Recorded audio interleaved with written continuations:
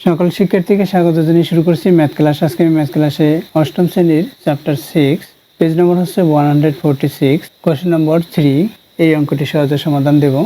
তাহলে দেখো এখানে দেখাও যে এ অফ এত, বি অফ এত, সি অফ এত বিন্দু তিনটি সমরেখ। অর্থাৎ বিন্দু তিনটি যদি সমরেখ হয় তাহলে এখানে যেমন এ অফ 0,-3 এবং বি অফ 4,-2 এই বিন্দু দুইটির বা স্থানাঙ্ক দুইটির ঢাল, আবার বি অফ 4,-2 এবং সি অফ 16,1 এই বিন্দু দুইটির বা স্থানাঙ্ক দুইটির ঢাল যদি সমান হয় বিন্দু তিনটি সমরেখ হবে, অর্থাৎ একই রেখায় অবস্থিত হবে বিন্দু তিনটি। তাহলে দেখো আমরা জানি, প্রথমে সূত্র লিখে আমরা জানি x sub 1, y sub 1 এত ও x sub 2, y sub 2 বিন্দুগামী সরলরেখার ঢাল এত বিন্দুগামী সরলরেখার ঢাল m equal y2 minus y1 by x sub 2 minus x sub 1। অতএব a of 0,-3 O b of 4,-2 বিন্দুগামী এত এবং এত বিন্দুগামী সরলরেখার ঢাল, অথবা এত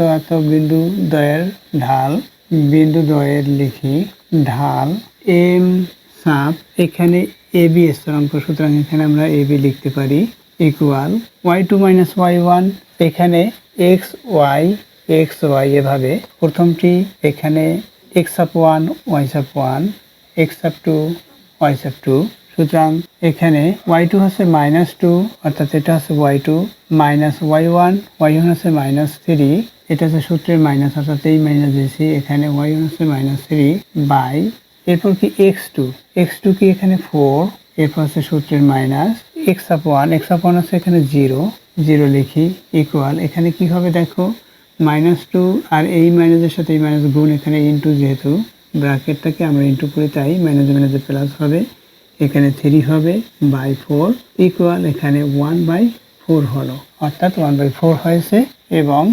এবং বি অফ 4,-2 ও সি অফ 16,1 বিন্দু দ্বয়ের ঢাল m sub bc ইকুয়াল এখানে y2 minus y1 হচ্ছে 1 মাইনাস y1 হচ্ছে -2 বাই এখানে x2 হচ্ছে 16 মাইনাস x1 হচ্ছে 4 ইকুয়াল দেই, এখানে কত হবে y, এই মাইনাস প্লাস হবে 2, এখানে 16 থেকে 4 মাইনাস অর্থাৎ 12, তাহলে কি হয় 3/12 হয়, ইকুয়াল দেই, এই 3 দিয়ে 12 কে ভাগ করি, এখানে 1, এখানে হবে 4, অর্থাৎ 1/4। দেখো এখানে এটাও 1/4, এটাও 1/4, সুতরাং আমরা লিখতে পারি অতএব m sub ab equal m sub bc। সুতরাং বিন্দু তিনটি সমরেখ, অর্থাৎ একই রেখায় অবস্থিত, সুতরাং লিখলাম a of 0,-3, b of 4,-2 এবং c of 16,1 বিন্দু তিনটি সমরেখ, অর্থাৎ একই রেখায় অবস্থিত।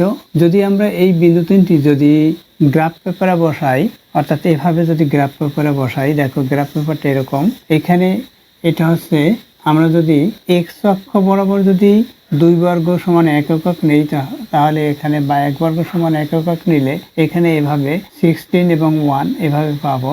আর এই যে বিন্দুগুলো এটা সাধারণত যেহেতু আমরা জানি x ও x প্রাইম, y ও y প্রাইম, এখানে দেখো এখানে এই বিন্দুগুলো কোন ঘরে থাকবে, এখানে x ও x প্রাইম, অর্থাৎ এখানে ধনাত্মক ঋণাত্মক, অর্থাৎ এই ঘরে আসবে। এই ঘরে প্রথমে হচ্ছে x অক্ষ বরাবর 4 ঘর, এভাবে 4 ঘর যাবে, এবং y অক্ষ বরাবর 2 ঘর, অর্থাৎ এরকম আসবে। এটা মনে করলাম b বসাইছি। এরপর হচ্ছে c হচ্ছে x অক্ষ বরাবর 0, y অক্ষ বরাবর 3 ঘর, এখানে y অক্ষ বরাবর 3 ঘর, এখানে যেমন এখানে y অক্ষ বরাবর কত ঘর -2 ঘর গিয়েছে, এখানে y অক্ষ বরাবর 3 ঘর, অর্থাৎ আরেকটা ঘর বেশি। এইভাবে যদি বিন্দুগুলো যোগ করা হয় দেখা যায় বিন্দুগুলো একই রেখায় অবস্থিত, অর্থাৎ সমরেখা হলো। আশা করি বুঝতে পেরেছো। আমাদের এটা তো অঙ্কনের প্রয়োজন নেই, আমাদের শুধু লেখায় ব্যাখ্যা করব, সুতরাং বিন্দু তিনটি সমরেখ, এটাই হচ্ছে অ্যান্সার। এতক্ষণ ম্যাথ ক্লাসের সাথে থাকার জন্য সকলকে ধন্যবাদ জানিয়ে আজকের মতো বিদায় নিচ্ছি।